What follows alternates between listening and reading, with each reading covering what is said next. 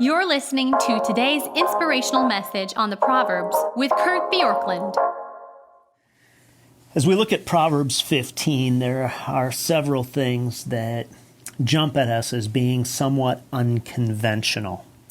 One of them is what we read in Proverbs 15, verses 13 through 15. It says, "A glad heart makes a cheerful face, but by sorrow of heart the spirit is crushed. The heart of him who has understanding seeks knowledge, but the mouth of fools feeds on folly. All the days of the afflicted are evil, but the cheerful heart has a continual feast." And you may say again, how is that unconventional? That's just saying that if you're happy, you're happy. But here's what conventional wisdom is, and that is that what makes us happy and cheerful is when circumstances are moving in our favor, when circumstances are to our liking.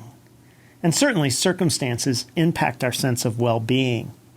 Proverbs shows us that it's possible to have a sense of joy, however, that's rooted in something that's deeper than our circumstances.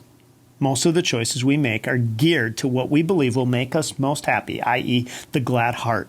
And believing that circumstances are the key to happiness leads to the endless pursuit of circumstantial change.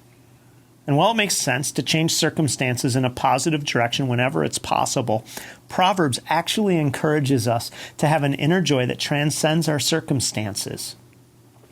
The Zondervan Study Bible says, "When the inner self is well, it brightens one's appearance and attitude continually." And the cheerful face in verse 13 stands for a positive countenance, which is caused by a glad heart. And what this means is that you and I may be able to fake happiness for a short season, but eventually what's deep in our heart will be seen in our very disposition.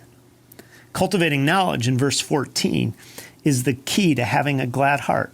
This knowledge likely refers to a moral and a spiritual understanding. It's the result of a settled knowledge of eternity, of God and how one relates to God.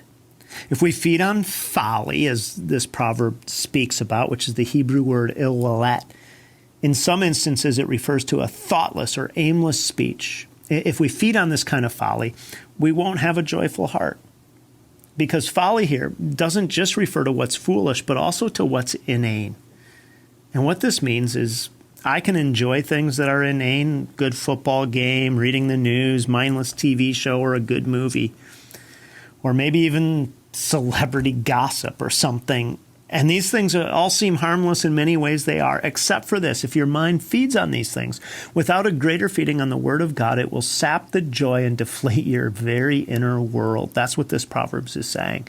In other words, the way to have deep and lasting, unmistakable joy is to focus on the transcendent wisdom of God and avoid the inane babbling of fools that can so easily become front and center in our lives.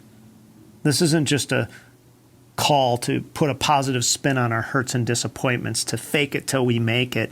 This is a call to tend to our inner world in such a way that our outer world is marked by this phrase, a continual feast.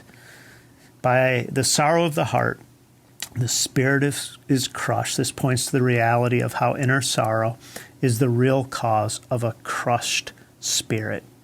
And so today, what I want to do is see where I'm paying attention to inane things and how I'm trying to change circumstances rather than feeding on what it is that God says in His Word, timeless wisdom that will produce in me an unmistakably cheerful countenance.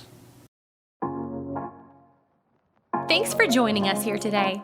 There's a lot of great content to explore on Orchard Hill Plus and on the Orchard Hill main feed from the weekend. Have a great day.